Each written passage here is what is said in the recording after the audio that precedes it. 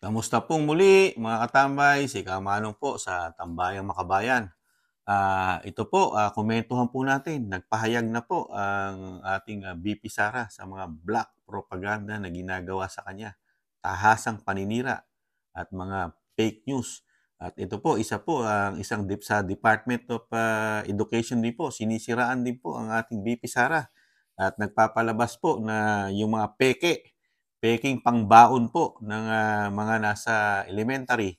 Ito po, pakinggan po muna natin ang balita dito po sa DepEd, ang pinalalabas nilang peke na baon. Ito po.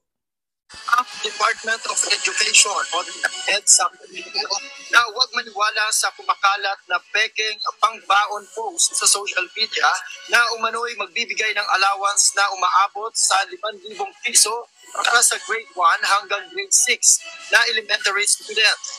Batay sa apiso na inilabas ng DepEd, hinimok nito ang mga magulang na huwag magbibigay ng identification at school information ng kanilang mga anak sa mga ganitong klase ng post para sa kanilang seguridad. Ikiniit ng ahensya na bumisita lamang sa mga official social media accounts at website ng DepEd para sa anumang announcement at informasyon. Yan po, nakakalungkot po. Talagang dinadaan po sa ganyang propaganda, sa paninira, di ba, sa pera. At yung pati mga anak natin, dinadawit na rin po, di ba? Para paasahin sa halagang 5,000 na ibibigay ng Office of the DepEd, yun na, ng Department ng Education natin. Siyempre po, sino pa nandun, di ba? Si VP Sara, siyempre. Ang kanila sinisira. Sa kanilang pinakalat na fake news. Ito naman po, nagsalita po ang ating butihing Vice President. Pakinggan naman po natin ang kanyang salita at kanyang pahayag sa ating mga Pilipino. Mga kababayan, ang black propaganda ay maruming bahagi ng politika at gagamitin itong sandata laban sa akin ng mga taong nangangarap na makita tayong bigo sa pagtupad ng ating sinumpaang tungkulin sa bayan. Nagiging mas matindi, mapangahas at desperado na ang mga paninira sa akin ngayon. Bahagi ang mga ito ng isang organisadong demolition job na ang layunin ay sirain ang aking integridad at gumawa ng imahe na ako ay isang mamamatay tao, na korap, abusado, taksil, at isang warlord. Makikita natin ito sa pag-atake sa confidential funds, pagpapalaganap ng video sa Commonwealth traffic, paggawa ng issue sa pagtatag ng security para sa opisina ng Vice Presidente, paglabas ng testigo na umano'y ako ay kaparte ng Davao Death Squad, sa malisyosong ulat tungkol sa aking mga baril at ang pambabastos sa relasyon namin ng aking asawa. Kamakailan lamang ay nagsusulputan din ang mga online scam sa pera sa social media, katulad ng scholarship o pabaon program para sa mga mag-aaral. Sinisiraan ako para pagdudahan, pahiyain, at panghinaan ng loob. Nais nilang isuko ko ang aking sinumpaang tungkulin na magsilbi sa bayan. Ayaw nilang magtagumpay tayo para sa edukasyon ng mga batang Pilipino at para sa kanilang kinabukasan na nanganganib sa kamay ng korupsyon, kriminalidad, iligal na droga at terorismo. Taliwala ni ining tanan, daghang salamat sa inyong padayon nga suporta ug pagmahal. Magpadayon ko sa akong trabaho para sa kaayuhan sa nasod. Salamat sa inyong patuloy na suporta sa aking mandato na itaguyod ang pag-angat ng antas ng edukasyon ng ating mga kabataan. Salamat po sa inyong mga dasal. Tandaan po natin na ang mga paninirang ito ay nagkukubli ng mga personal at politikal na interes. At ang mga ito ay hindi ninyo interes. Hindi interes ng bayan, hindi ito interes ng Pilipinas. Yan po mga katambay, ang ating butihing Vice President. Narinig po natin, di ba? Napakarami po na paninira na talagang gusto na talagang siraan at pabagsakin ng maaga pa ang ating Vice President. Napakarami po yung bato paninira. Ito pong huli, yung programa po ng DepEd na pabaon, di ba? Na pinakakalat po nila na hindi naman totoo, di ba? Sinabi, inisa-isa ng ating Vice President, di ba? Na painggan po natin yung mga paninira, pati personal na po na sa kanilang mag-asawa. Sinasama na rin po sa pagpapabagsak sa sinasabing napakalalim o talagang organized po ang ginagawang paninira na propaganda, di ba? Talagang tahasang sinabi ng BP na hindi sila magtatagumpay at parang ayaw rin magtagumpay ng mga ito ang ating bansa, lalo ang ating mga kabataan na pilit na sinasalba ng ating Pangalawang Pangulo ang kinabukasan ng ating mga anak, di ba? Na malayo sa mga bisyo, number 1, sa droga, di ba? Yung lalo pa yung mga kaliwang grupo na mapunta ang ating mga anak doon, di ba? At yung kinabukasan ng ating mga anak ang iniintindi ng ating Pangalawang Pangulo, di ba? Dahil ang ating Pangalawang Pangulo ay may pagmamahal sa ating bansa at sa ating mga anak at siyempre sa ating mga Pilipino, mga katambay. Kaya po sa tingin ni Kamanong, hindi po magtatagumpay ito. Matatalino na po ngayon ang mga Pilipino, di po ba? Nakikita na po ng mga Pilipino, marunong na pong tumingin at magsuri ang mga Pilipino ngayon, di ba? Dahil nakita natin kung paano magtrabaho ang dating Pangulong Duterte, di ba? Nakikita natin, napapakinabangan, nalalasap, di ba? Nararamdaman ang mga ginagawa ng mga Duterte, di ba? Yung mga proyekto na pagbabago ng ating bansa. At ganun din ang gagawin nitong ni Vice President. Kung siya man ay palarin sa 2028.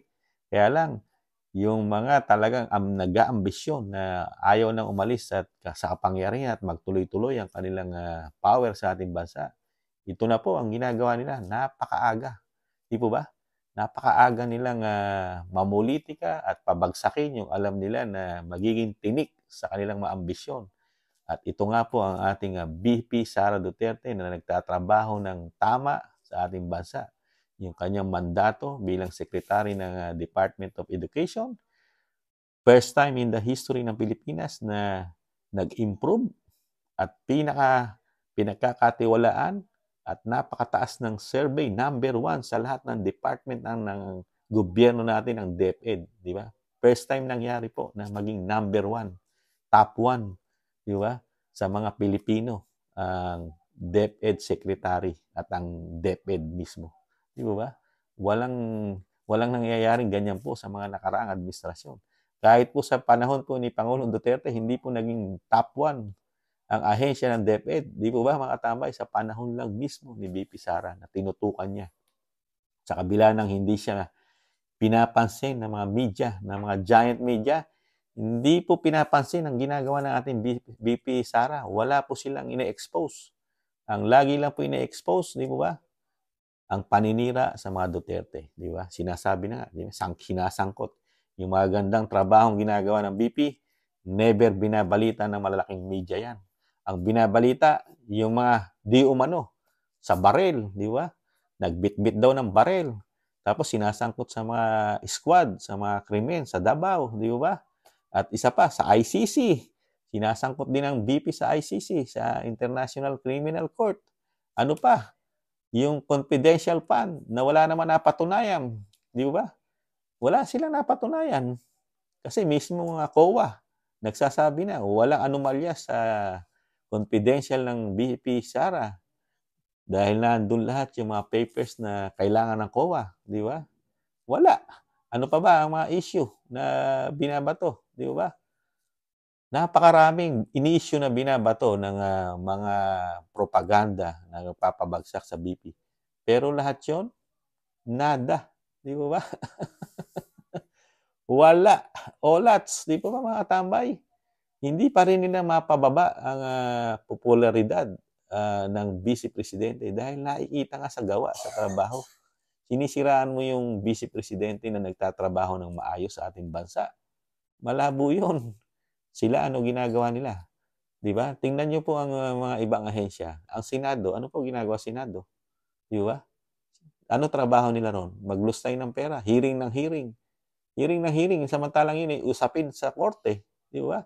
Ang Kamara, ano po ginagawa ng Kamara? Di ba? mag-ubos ng pera, di ba? Nagbabayad ng mga pera di umano para sa sinasabing tiyatya, di ba? PI, di ba? Ano ginagawa? Yan po ba yung makakatulong sa ating bansa? Maglustay ng mga pera? Samantalang yung problema ng bansa, napakalaki na inflation na pangailangan ng Pilipino sa trabaho, inflation sa pagkain, napakalataas, napakamahal, lalo ang bigas, di ba? History na nga daw, di ba? Babalik ko pa rin. Sa loob ng 15 taon, ngayon lang tumaas ng ganyan kataas ang bilihin, lalo ang bigas, di ba? Ayon yan sa mga pag-aaral, di ba? Naglabas sila ng mga survey niyan. At yan po, nasa balita. Hindi po fake news yan. Sinasabi ni Kamanong, mga katambay. Nasa balita po yan. Inukomentohan lang po natin ang mga balita. At lahat po ng komento ni Kamanong galing po sa balita. Hindi po galing sa akin. Hindi po mga katambay. Yan lang po ang nakakalungkot. Kung sino pa yung nagtatrabaho ng maayos sa ating gobyerno, talagang siya pa yung pilit na pinababagsakan, binabatuhan ng mga kung ano-anong putik na hindi totoo. Personal na, di ba? Pati yung kanilang pagsasama ng kanilang asawa, may mga issue pa, di ba? Nakakalungkot. Hindi naman po magtatagumpay yan na BP Sara. Dahil nga sinasabi muli, inuulit ni Kamanong, ang mga Pilipino, matatalino na. Di po ba? Example po, nung panahon po ng inyong ama, BP Sara, di ba? Ang popularidad, nasa Luzon, di ba? Sino po ang ginagapang nung panahon ng inyong ama na hindi naman kilala ang inyong ama sa Luzon?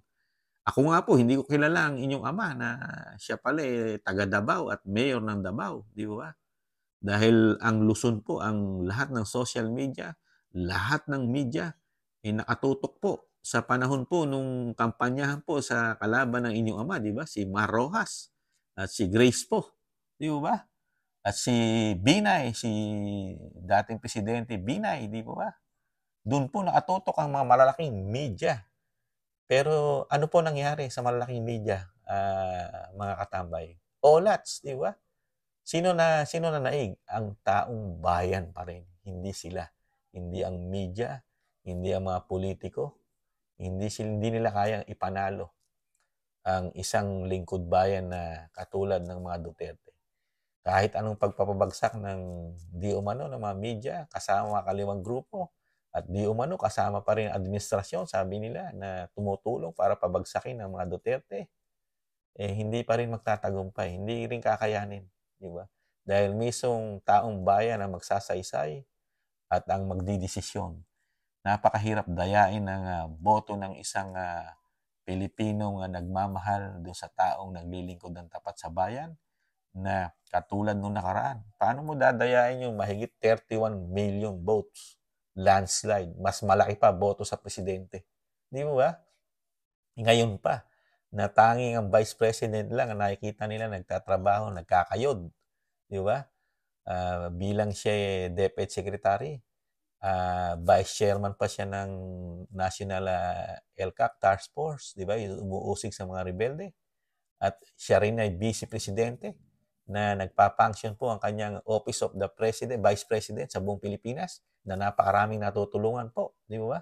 Nagbibigay rin po ng mga assistance, di ba? At hindi naman po binabalita ng media yan, mga tamay. Olats, wala. Walang binabalita. Ang lagi nasa balita, yung travel ng Pangulo at yung mga magaganda raw speech na binibigay ng Pangulo na sa tingin nila makapagpapabangon sa ating bansa, yung mga speech na napakagaling ng Pangulo. At sinasabi nila na baka yon ang makapagpababa sa inflation ng bansa at sa inflation ng nagmamahalang bilihin. Mga katambay. Ano po sa tingin nyo, mga katambay? Nagtatanong din po si Kamanong sa inyo. Ano po sa tingin nyo ang ginagawa ng pamahalaan natin ngayon? Malaking tulong po ba sa ating bansa ang mapakagandang speech ng ating Pangulong Marcos? Nagtatanong po si Kamanong. Muli po, si Kamanong po, nag-iiwan pong mahalin natin ating bansa. Siyempre, paglaban natin, tis-tis lang.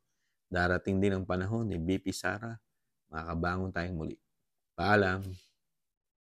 Bye-bye.